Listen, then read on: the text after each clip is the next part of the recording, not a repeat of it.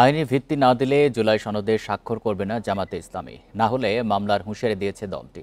যদিও এর আইনি ভিত্তির প্রয়োজন দেখছে না বিএনপি। এদিকে সংসদের উচ্চ কক্ষ গঠন পদ্ধতি নিয়ে একমত হতে পারেনি বিএনপি সহ দলগুলো।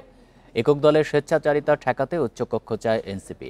সংবিধান সংশোধনের ক্ষমতা উচ্চ কক্ষে দেওয়ার ক্ষেত্রেও রয়েছে দ্বিমত। রাজধানীর ফরেন সার্ভিস একাডেমিতে বৃহস্পতিবার বেলা 11:30টার পর শুরু হয় জাতীয় ঐকমত্য কমিশনের শেষ দিনের বৈঠক। এতে সাংবিধানিক প্রতিষ্ঠানে নিয়োগ নিয়ে আলোচনা হয়। বেশিরভাগ দল একমত হলেও বিএনপি মনে করে সেসব প্রতিষ্ঠানের আইনি নিয়োগ প্রক্রিয়া থাকা উচিত। সংসদের উচ্চকক্ষ গঠন নিয়ে দেখা দিয়েছে নানা মত। পিআর পদ্ধতি না হলে উচ্চকক্ষ চায় না জামায়াত ইসলামী ও এনসিপি সহ বেশ কয়েকটি দল। সিপিবি বাসদের দাবি উচ্চকক্ষের প্রয়োজন নেই। রাষ্ট্রটাকে জনগোষ্ঠীকে ঐক্যবদ্ধ রাখার যদি জায়গা আমরা নিতে চাই, তাহলে একে ক্ষমতার ভারসাম্য সৃষ্টি করতে হবে এমনভাবে যাতে করে জবাবদিহিটা নিশ্চিত হয়। ওনারা যেহেতু এটা মনে করেন, তাহলে আলোচনা থেকে বাদ দিয়ে রাখেন, কারণ আমরা ঐক্যমত্য ছাড়া এই ধরনের জোরাজুরি করে কোনোটা খুব লাভ হবে না। এদিকে নিম্নকক্ষের আসনের ভিত্তিতে উচ্চকক্ষ চায় বিএনপি সহ 12 দলীয় জোট। সংবিধান সংশোধনের ক্ষমতা উচ্চকক্ষে দিতে রাজি নয় দলটি।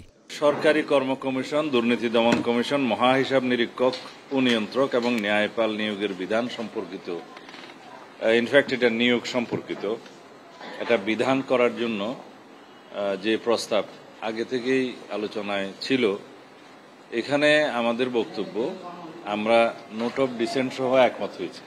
জুলাই সনদের আইনি ভিত্তি না দিলে স্বাক্ষর করবে না জামায়াত ইসলামী, এমনকি মামলা করার হুঁশিয়ারি দিয়েছে দলটি।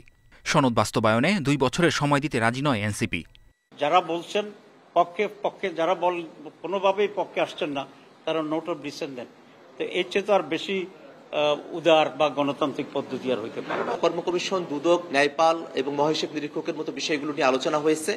কয়েকটি দলের তাদের ভিন্নমতকে সাথে নিয়েই, মোটা দাগে গোটা হাউজের মতামতগুলোকে সাথে নিয়েই এই বিষয়ে একটা ঐক্যমতের জায়গায় কমিশন আসতে পেরেছে।